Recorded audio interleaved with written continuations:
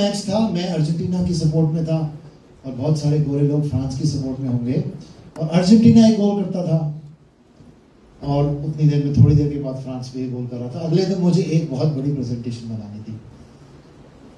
खैर मैं कोशिश कर रहा था कि बीच बीच में थोड़ा सा प्रेजेंटेशन बनाऊं, मैं नहीं बना पा रहा था।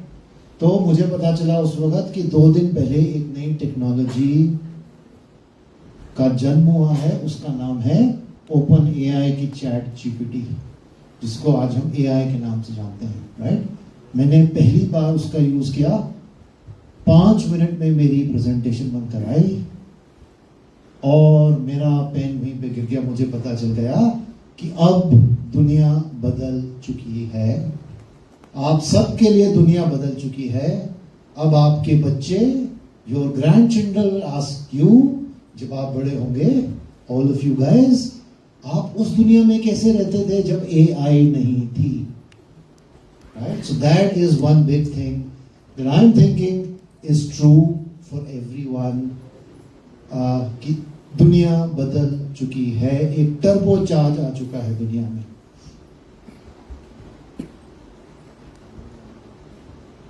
दुनिया बदल रही है लेकिन स्लाइड वहीं पे ही है। अभी मैं हाल में एक यूनिवर्सिटी है, स्टैनफोर्ड यूनिवर्सिटी, मुझे वहां जाने का मौका मिला।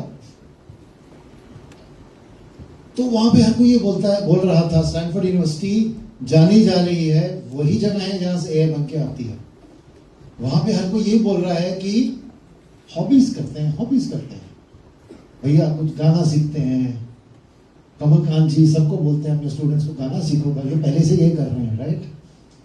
गाना सीखते हैं, बोलना सीखते हैं, खेलना सीखते हैं, क्योंकि एलॉन मस्क जी ने बोला। एलॉन मस्क जी जानते हैं कौन है? yes. कौन है? टेस्ला। वो गाड़ी बनाते हैं, अभी दिखाएंगे उनकी गाड़ी आपको, ठीक है। टेस्ला स्पेसशिप बनाते हैं, गाड़ी बनाते हैं, तंग भी करते हैं लोगों को बहुत, हाँ, ट्विटर पे। वो कह रहे हैं कि फ्यूचर में there are no jobs, only hobbies. याद रखो आप, ये पॉइंट मैं भारत के लिए बोलने वाला हूं, लेकिन फ्यूचर में no jobs, only hobbies, Elon Musk ji बोल रहे हैं, और एक बड़े तरीके से बोल रहे हैं। सबसे पहले हमने इसका ये मतलब देखना है कि अगर जॉब नहीं होगी तो क्या होगा। तो बोल रहे हैं एआई आएगी, राइट। लेकिन अगर एआई आएगी इसका मतलब ये नहीं है, कुछ लोग ये भी बोल रहे हैं, बिल गेट्स बोल रहे हैं, ये देखो, वो बोल रहे हैं the world will be driverless but not directionless. देखो कुछ समझ नहीं आई इसकी, यार ये क्या बोलते हैं बिल गेट्स जी, बड़े आदमी हैं, ठीक है। तो मैं अभी जब स्टैनफोर्ड के पास सबसे बड़ा शहर है सैन फ्रांसिस्को, वहां में गया। ये चीज मैंने पहले भी देखी है दुबई में। वो गाड़ी आई, चलते चलते आई, और उसके अंदर देखो there is no driver, there is driverless car. लेकिन दुबई में क्या था, वो शेख के जो होती है सड़क, शेख के पैलेस से शुरू होती है, शेख के एंड पे सड़क, वो ड्राइवरलेस कार बंद हो जाती है, बीच में मोड़ आता है, but it's not a real time application.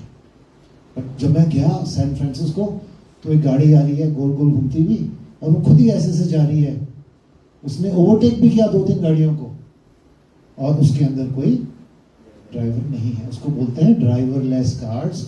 और ये देखिए, इसकी मैंने वीडियो बना दी, इसमें बैठे हुए हैं हम, और ये गाड़ी चल रही है। ये स्टीयरिंग उन्होंने बना दिया था कि हम डरे ना। अभी तेज चल रही है, ओवरटेक कर रही है, सब कुछ कर रही है, मुड़ भी रही है, राइट। तो ये है ड्राइवरलेस कार। लेकिन हमारा क्या रोल है इसमें? हम क्या करेंगे? हम बैक सीट से इसको आदेश देते हैं कि भैया आगे चलो, यहां से जाना है, वहां पे जाओ। सो हम डायरेक्शन देते हैं, राइट। तो ये फ्यूचर है कि आदमी एक तरह से डायरेक्शन देता है, और एआई जो है फ्यूचर में काम करेगा, राइट। सो एक बड़ी चीज ये है। अब जब मैं आज से 2 साल पहले बहुत फोरम से बोलता हूं भारत के भविष्य के बारे में, राइट, तो एक चीज आती है सामने, भारत का डेमोग्राफिक डिविडेंड, मतलब अब अगर आप यहाँ भी देखें, इतने यंग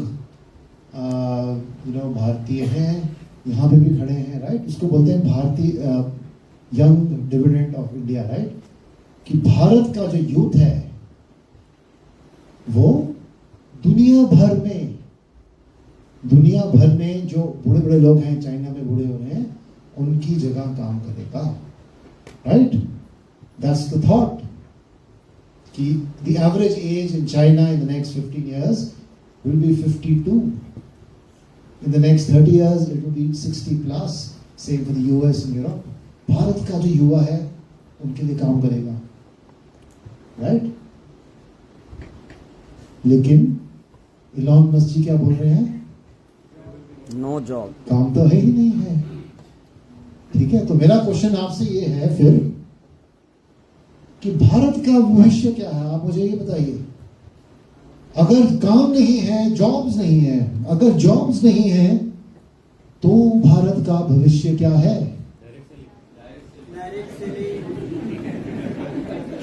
देखो, आप ऐसी बात कर रहे हो, जब विराट कोहली जी छोटे थे वो हर बॉल पे ऐसे करके ड्राइव करते थे, चाहे इधर जा रही हो चाहे उधर जा रही हो। So it's not the real answer. थोड़ा सा सोच के ड्राइव मारो। What is the future? Very close, but what is the future? अगर जॉब्स नहीं है तो फ्यूचर क्या है? Entrepreneurship. Perfect, that's the answer. बहुत लोगों ने बोला अब्दुल कलाम जी यहाँ आए हैं, इनफैक्ट हम जिस हॉल में बैठे हैं उसका इनॉग्रेशन अब्दुल कलाम जी ने ही किया है। वो बोलते थे क्यों नहीं हो सकता कि आप ऐसे लोगों को ग्रेजुएट बनाएं कि हर एक ग्रेजुएट 50 लोगों को एम्प्लॉय करे, right. The future is entrepreneurship, और एक माध्यम एंटरप्रेन्योरशिप का डायरेक्ट सेलिंग है। And that is what I am so proud of. That is why we support direct selling and SETSA and FTSA and IDSA और आपकी सब, क्योंकि हमें पता है भारत का भविष्य का एक मेजर पिलर आप सब लोग हो। So a round of applause to all of you.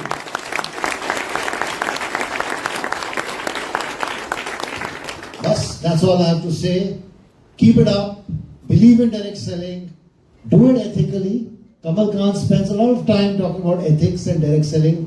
उसके बारे में सीखो, right? Just like people are learning about AI, let us learn about how to do direct selling better and better. जो नई टेक्निक्स आ रही हैं, AI, टेक्नोलॉजी, इंटरनेट, उससे हम कैसे सेल्स एथिकल और अच्छी कर सकते हैं, उससे कैसे हम भारत में नहीं दुनिया भर में अपने नेटवर्क बना सकते हैं। So all the best and look forward to seeing you again. Thank you.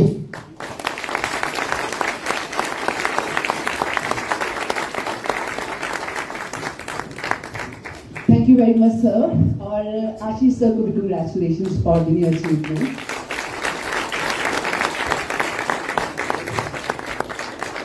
Doctor APJ Abdul Kalam ने कहा था सपनों के लिए कि सपने वो नहीं जो हम सोते वक्त देखते हैं, बल्कि सपने वो हैं जो हमें सोने नहीं देते हैं। बोलो हाँ कि हाँ? हाँ। Thank you. और अब मैं मंच पे बुलाना चाहूंगी कमल सर को, जो कि फेलिसिटेशन राउंड रहेगा हमारे डेलीगेट्स के लिए। सो जोरदार ताली के साथ स्वागत कीजिए कमल सर का।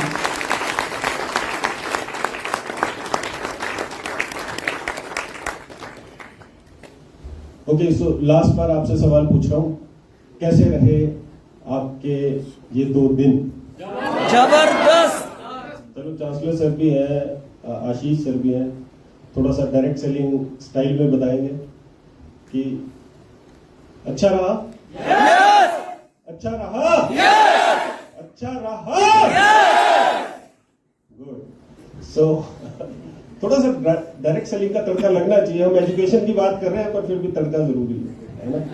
ओके, तो इसको अच्छा बनाने वाले कौन थे? इसको अच्छा बनाने वाले वो लोग थे जो अपने इतने बिजी स्केड्यूल में से, मैं आपको सच बता सकता हूँ, इनसे कभी हम खुद भी मिलने जाते हैं तो वेट करना पड़ता है, अपॉइंटमेंट्स लेते हैं हम आपस में सब, जब तक स्केड्यूल्ड ना हो कोई, आप अनस्केड्यूल्ड इनसे कोई अपॉइंटमेंट मिल नहीं सकते, है ना? और कहीं आप बड़े इवेंट्स में जाओगे आप देखोगे कि इनसे मिलना कितना टफ है, पर यहाँ पर ये 2 दिन आप लोगों के साथ ऐसे घुल मिल रहे हैं जैसे आपके परिवार का हिस्सा है ना? तो ये अपॉर्चुनिटी कम मिलती है, ये सेट्सा का एक USP है। ओके, और